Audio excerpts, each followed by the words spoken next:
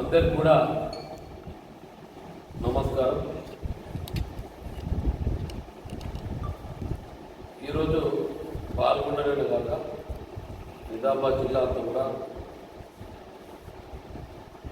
Urea short supply ప్రతిపక్షాలు యొక్క రేవంత్ రెడ్డి గారి సర్కార్ని, కాంగ్రెస్ పార్టీ యొక్క ప్రభుత్వాన్ని బద్నాం చేసేటువంటి చేస్తున్నారు. మరి మీ ద్వారా ఈ పాల్గొండ నియోజకవర్గ ప్రజలే కాకుండా మొత్తం నిజామాబాద్ జిల్లా సమాజానికి అంతా కూడా మీ ప్రభుత్వంలోకి రాకముందు ఎంత మేరకు యూరియా సప్లై జరిగేది, మేము వచ్చిన తర్వాత ఎంత సప్లై జరుగుతుందంటే గణాంకాలతో సహా మీ ముందుండదలుచుకున్నాం.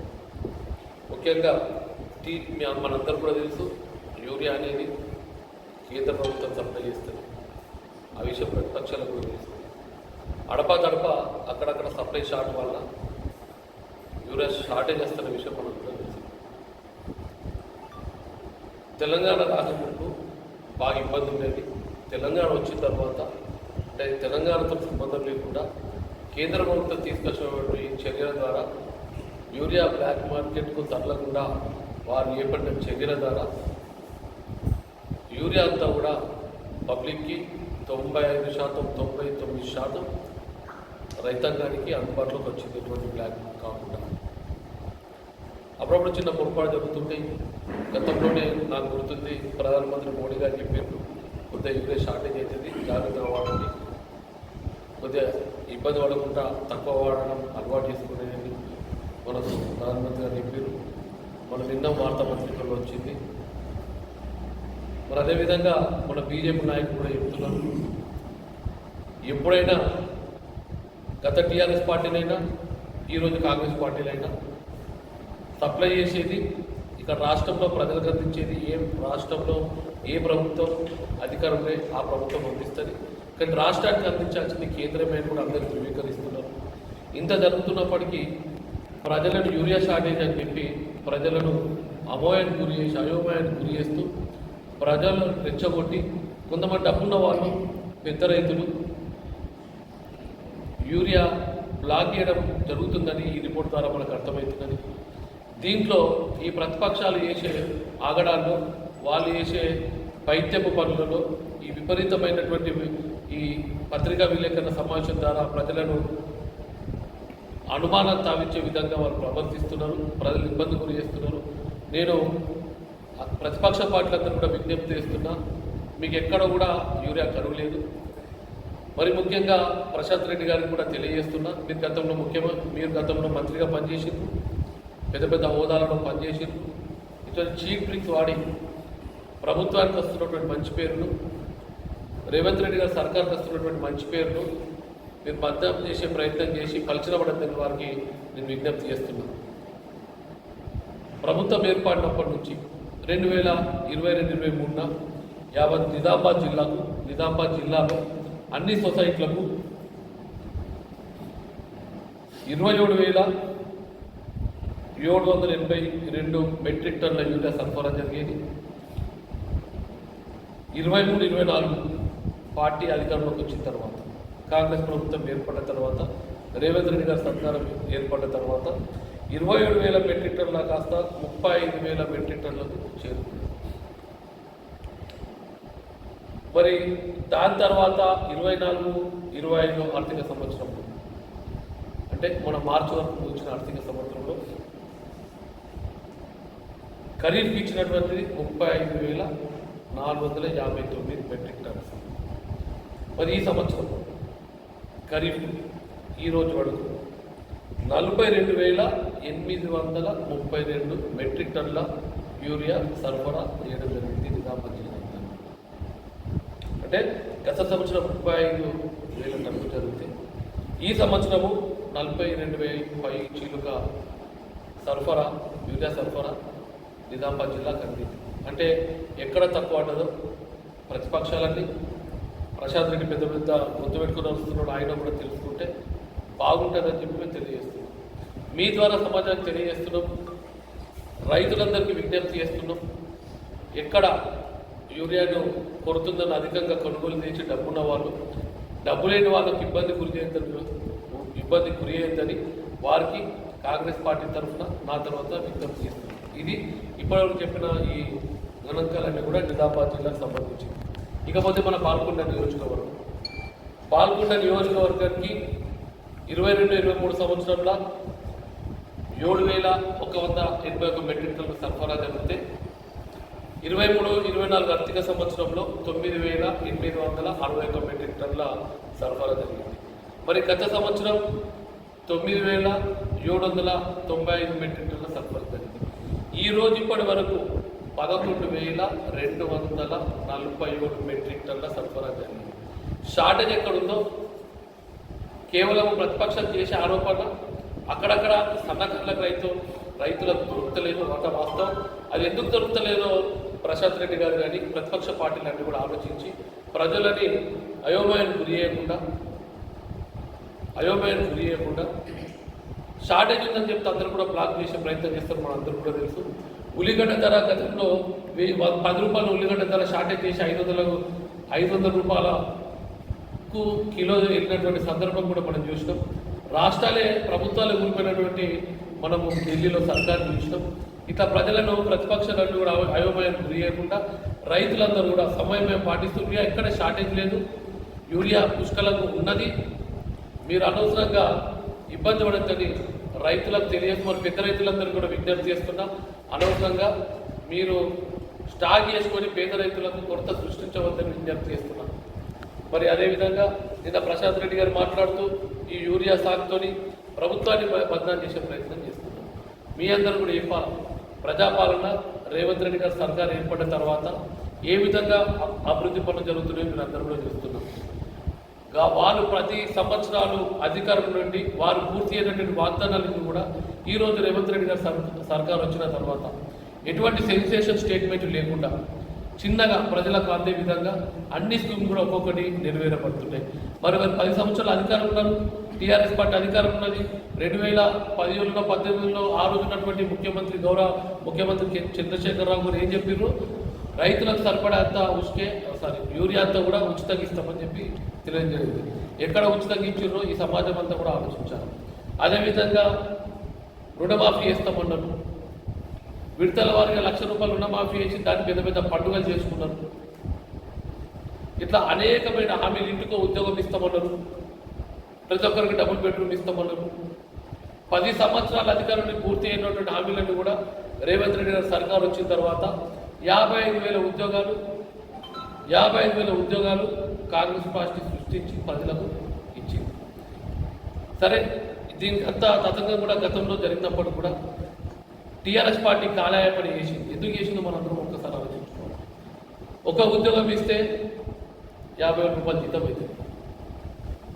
అదే పెన్షన్ ఇస్తే ఎంతమందికి ఇవ్వచ్చు? 25 మందికి ఇవ్వచ్చు.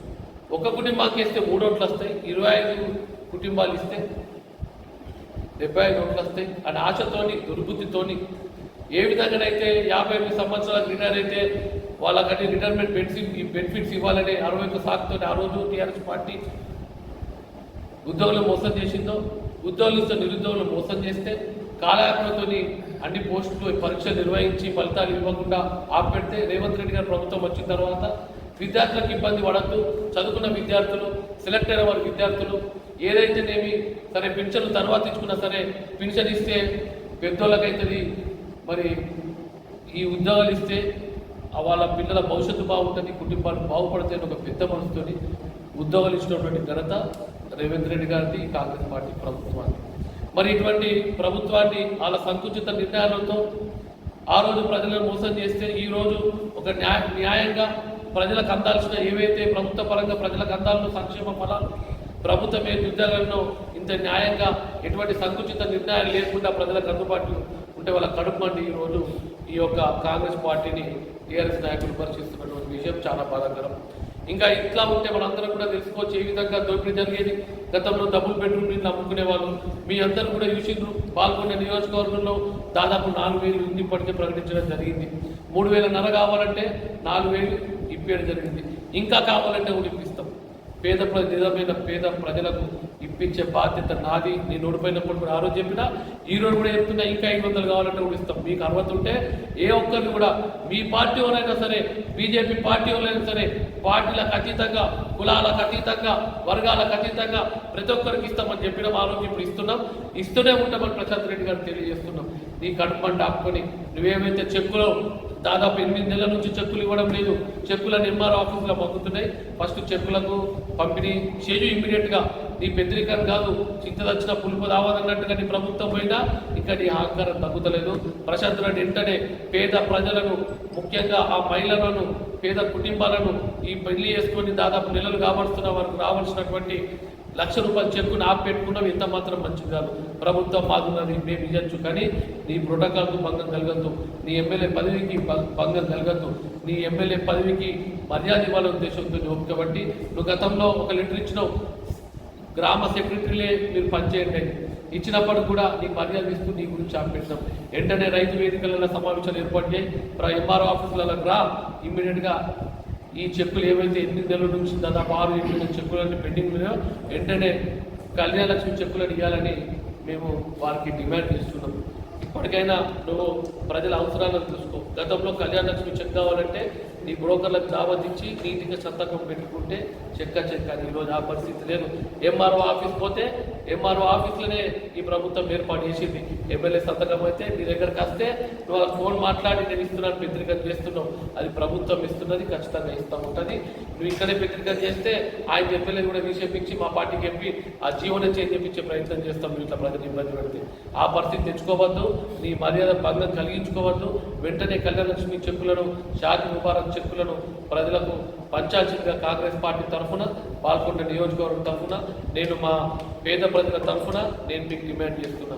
ఇక నువ్వు మాట్లాడుతూ టీఆర్ఎస్ పార్టీ ఇది చేసినాం, మేము ఇది చేయలేం, కాంగ్రెస్ పార్టీ ఒక్క రోడన్న పోచిందా, గుంతన్న పోడ్చిందా అని, గుంత పూడ్చిందా అని ఈరోజు ప్రశ్నిస్తున్నాం. మేము వచ్చి అధికారంలో 2 ఏళ్ళు అయింది. నువ్వు 10 ఏళ్ళ అధికారంలో ఏం చేసినావు ఒక్కసారి ఆలోచించు. 10 ఏళ్ళ అధికారులప్పుడు ఏం చేయను. ఎలక్షన్లు వచ్చినాయంటే తన రోడ్లకు రంగులు పోసినట్టు రోడ్లు పోసినాం, ఆ బిల్స్ అన్ని పెండింగ్ పెట్టినాం. రోడ్లు శాంక్షన్ ఇచ్చినాం. 10 ఏళ్ళు కుంభకం నిద్రపోయి ఎలక్షన్లు 3 నెలలు ఉన్నాయి, 4 నెలలు ఉన్నాయి, శాంక్షన్ ఇచ్చినాం. అవన్నీ కూడా ఇంకా పెట్టిపోయినాం. నువ్వు వేసిన బిల్లునే ఇంకా ప్రభుత్వం ఇస్తూనే ఉన్నది. నువ్వు ఏ విధంగా ప్రజలను మోసం చేసినావు మనందరం కూడా చూసినాం. పేద ప్రజలకు ఇల్లు కట్టుకోమని ₹3,00,000 ప్రొజెక్టింగ్ ఇచ్చినాం. ప్రొజెక్టింగ్ ఇచ్చి అది పనికిరాదని నీకు తెలుసు, దానికి బడ్జెట్ లేదని నీకు తెలుసు. అయినప్పటికీ నీ దగ్గర ఉన్న అధికారాన్ని ఉపయోగించుకొని ఎవరు ఇల్లు కడతా అంటే వాళ్ళకి ఎటువంటి అర్హత లేకుండా ఓట్లు గుంజుకోవాలా, గెలవాలని దురేంద్రస్తుంది. ₹3,00,000 ఇచ్చి వాళ్ళందరినీ కూడా మోసం చేసినాం. మరి 10 ఏళ్ళ అధికారంలో ఉన్నాం. ఏ సంఘం కూడా, అన్ని కుల సంఘాలకు కూడా ఎప్పుడు డబ్బులు ఇవ్వలేము. ఎలక్షన్లు వచ్చినాక డబ్బులు ఇచ్చినాం. అలా కొంతమంది తెలివిగల పెద్దోళ్ళు తప్పించుకున్నారు. నీ యొక్క కుట్రలో వాళ్ళు భాగస్వామి కాలేదు. కానీ పేద ప్రజలు, భూములోళ్ళు, షాలోళ్ళు, చిన్న పేద ప్రజలు, కష్టం రెక్కాడుతూ ఒక్కనటువంటి ప్రజలు ఒక్కొక్కరికి 5 లక్షలు ప్రొసీడింగ్ ఇస్తే వాళ్ళు నువ్వు ఇస్తావు కదా, డబ్బులు ఇస్తావు కదా ఆశతో, డబ్బుల ఆశతో ప్రొసీడింగ్లతో వాళ్ళు ఈరోజు కుల సంఘాలు పెట్టుకొని మోసపోయింది. నువ్వు అనొచ్చు మీ పార్టీ అధికారంలో ఉంది, నువ్వు ఇప్పించని, బడ్జెట్ లేనిది, నువ్వు బడ్జెట్ లేదు కనుక ఎలక్షన్లప్పుడు నకలాలు ఇచ్చినావు, ఈ నాటకాలు ఇచ్చినావు. బడ్జెట్ ఉంటే నువ్వే ఇచ్చేవాడివి. ఈరోజు బడ్జెట్ ఎట్లా ఇస్తామో ఒక్కసారి పాల్గొన్న సమాజం అంతా కూడా ఆలోచించాలా. ఖచ్చితంగా ఎందరో మంది, దాదాపు ఒక 70 మంది నా దగ్గరికి ఇప్పటికీ రావడం జరిగింది. వాళ్ళందరికీ నా తరఫున న్యాయం చేసే ప్రయత్నం చేస్తానని చెప్పి వాళ్ళందరూ కూడా తెలియజేస్తున్నాం. మరి అప్పుడప్పుడు అక్కడక్కడ కొన్ని సంఘాలను చూస్తే బాధ అనిపిస్తుంది. పడిగల గూండోల సంఘం అట పాపం, పెద్ద సంఘం, ఇల్లు కట్టుకున్నారు. వాళ్ళు నెల పూడ్చుకొని అప్పు కట్టుకునే ప్రయత్నం చేస్తున్నారు. కొన్ని సంఘాలు బయటికి అప్పులు తెచ్చుకుని అప్పులని వడ్డీలు సంఘాలతో కలుపుకొని ఇచ్చే ప్రయత్నం చేస్తున్నారు. అట్లా ఒక్కరు కాదు, 2 గారు చెప్పుకుంటూ పోతే అన్ని పాల్గొన్న నియోజకవర్గం అంతా కూడా ఇదే మోసం జరిగింది. నువ్వు మోసం చేసినావు. నువ్వు సంకుచిత నిర్ణయాలతో ప్రజలను వాగ్దానాల నుంచి భగ్నం చేసింది మీరు. ఈరోజు చిత్తశుద్ధితో రేవంత్ రెడ్డి గారి సర్కార్ వచ్చిన 10-21 నెలల కాలంలో ఏకంగా చరిత్రలు ఇప్పటి వరకు పార్టీ అధికారంలోకి వచ్చిన 18 నెలలనే 51,000 దాదాపు ₹54,000 రైతులకు సంక్షేమ పథకాల ద్వారా అందించింది. దాంట్లో 21 కోట్లు కేవలం రుణమాఫీ ద్వారా అందించిన విషయం మీకు తెలుసు గుణాంకాలతో సహా. సరే, అక్కడక్కడ కొంతమంది రాకపోవచ్చు, మేము కూడా అంటున్నాం రాలేదు, అవి కూడా ఇచ్చే ప్రయత్నం చేస్తాం. 54,000 కోట్ల పరిగణన తీసుకో, నువ్వు రానటువంటి ఒక్కరిద్దరిని పెట్టుకొని అనవసరంగా ప్రజలను అయోమయానికి గురి అయ్యేదని నేను మీకు విజ్ఞప్తి చేస్తున్నాను. నువ్వు రైతులకు ఏం చేసినావో మనందరూ కూడా తెలుసు. ఇంకో విషయం మీ అందరి ద్వారా ఈ పాల్గొన్న నియోజకవర్గ ప్రజానికానికి సమాజానికి తెలియజేయదలుచుకున్నాను. సొసైటీలు ఉంటాయి, పిఎస్సిఎస్ సొసైటీలు ఉంటాయి. ఏ విధంగా కడత రూపాల్లో మనందరినీ ఆ సొసైటీని మోసం చేసినా మనందరం కూడా చూసినాం. ఈరోజు కాంగ్రెస్ పార్టీ అధికారంలోకి వచ్చిన తర్వాత ఎటువంటి కడత లేకుండా మొన్న వర్షం పడితే పోయిన ఖరీఫ్లో కొనాకు లాస్ట్ వారంలో వర్షాలు పడి ధాన్యం ముద్దయితే అక్కడే కడత తీసేది, కానీ అంతవరకు ఎక్కువ జరగలే, భవిష్యత్తులో కూడా జరగలేదు. కానీ మీరు ఎంతవరకు టీఆర్ఎస్ పార్టీ వాళ్ళు ఎంతవరకు కడత కొట్టిరు, ఎంత అక్రమంగా సంపాదించారో బాగుండా సమాజం అంతా కూడా ఆలోచించాలి. మా పార్టీ కాదు, మా ప్రభుత్వమే కాదు, మా కార్యకర్తలు కూడా ఎంతో చిత్తశుద్ధితో పనిచేస్తున్నారు. కడత లేదు, ఇందిరా మిల్లు ఇవ్వాలంటే రూపాయి ఛాయ్ కూడా పుట్టిస్తున్నారు, కళ్యాణ లక్ష్మి కావాలంటే రూపాయి ఖర్చు లేకుండా వస్తుంది, సీఎంఆర్ఎల్ కావాలంటే రూపాయి ఖర్చు లేకుండా వస్తుంది. పథకాలన్నీ కూడా అద్భుతంగా అమలవుతుంది. మీ కడుపు మండి ఇలా ప్రభుత్వాన్ని బద్నాలు చేయని మేము విజ్ఞప్తి చేస్తున్నాం. నువ్వు చేసే అరాచకాలు కూడా ఒక్కొక్కటన్నీ చేసినాం.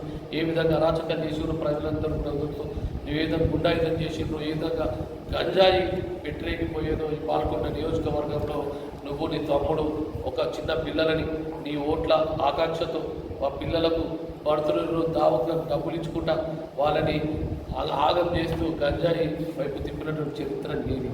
ఇటువంటి మూర్ఖపు పరిపాలన అందించినావు. ఈరోజు ఎలక్షన్లు కూడా ఎట్లా గెలిచినావు ప్రజలందరూ కూడా తెలుసు. నువ్వు అట్టగులుగా సంపాదించిన 100 కోట్లు ఖర్చు పెట్టినావు.